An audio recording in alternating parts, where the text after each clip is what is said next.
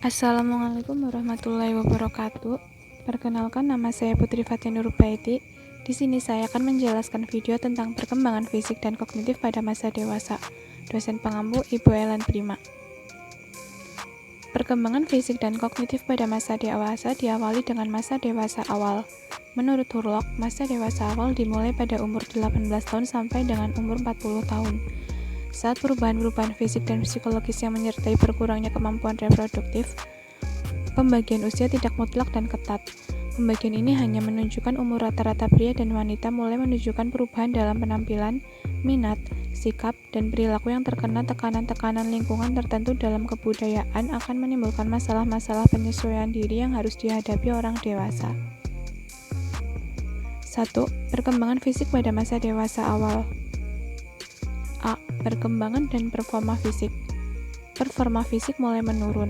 Kesehatan dan kekuatan otot biasanya mulai memperlihatkan tanda-tanda penurunan di usia sekitar 30. B. Kesehatan. Ketika beranjak dewasa dan masa dewasa awal, beberapa individu berhenti memikirkan bagaimana gaya hidup akan mempengaruhi kesehatan mereka nantinya ketika dewasa. C. Pola makan. Berat badan berlebih atau obesitas juga berhubungan dengan masalah kesehatan mental. D. Seksualitas. Masa beranjak dewasa adalah kerangka waktu di mana kebanyakan individu aktif secara seksual dan belum menikah.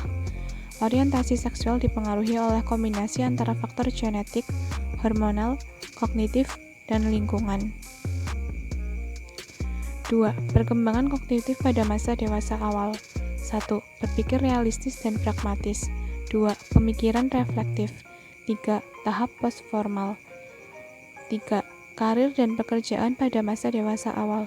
Pada masa ini, pendidikan mempengaruhi karir dan pekerjaan seseorang, karena tempat bekerja menghadirkan tantangan khusus bagi orang dewasa yang kurang mendapatkan pendidikan tinggi.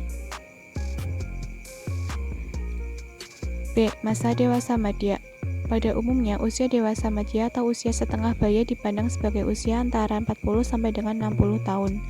Pada akhirnya, masa ini ditandai oleh perubahan fisik dan mental. Pada usia 60 tahun, seringkali seseorang mengalami penurunan fisik disertai dengan penurunan daya ingat. Usia madya merupakan periode yang panjang dalam rentang kehidupan manusia, membuatnya seringkali dibagi lagi menjadi subbagian, yaitu usia madya dini 40-50 tahun dan usia madya lanjut 50-60 tahun. 1. Perkembangan fisik pada masa dewasa madya. A. Berat badan bertambah. Selama usia madya, lemak mengumpal terutama di sekitar perut dan paha. B. Rontoknya rambut dan beruban.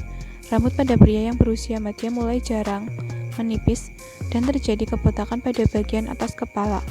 Rambut wanita semakin tipis dan rambut di atas bibir dan dagu bertambah banyak. C. Perubahan pada kulit. Kulit pada wajah, leher, lengan, dan tangan menjadi lebih kering dan keriput. Kulit di bagian bawah mata mengembung seperti kantong dan lingkaran hitam di area mata menjadi lebih jelas dan permanen. D. Badan menjadi gemuk. Bau seringkali berbentuk bulat dan terjadi penggemukan seluruh tubuh yang membuat perut terlihat lebih menonjol, sehingga seseorang menjadi lebih pendek. 2. Perkembangan kognitif pada masa dewasa madya. Memasuki dunia logis yang berlaku secara mutlak dan universal, menyadari keterbatasan pada dirinya, berpikir secara teoritis dan menganalisis dengan berbagai hipotesis. 3. Karir dan pekerjaan pada masa dewasa madya. Menurut Ginsberg, jalur karir dibagi ke dalam dua pola. A. Stabil, B. Berpindah. Pekerjaan yang kompleks bisa meningkatkan fleksibilitas kognitif. Perubahan di tempat kerja bisa menjadi pekerjaan lebih bermakna dan menantang secara kognitif bagi orang banyak.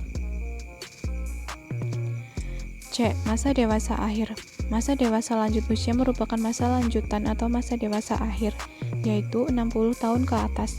Di samping itu, permasalahan dari diri sendiri dengan perubahan fisik, mulai tanda penuaan yang cukup menyita perhatian.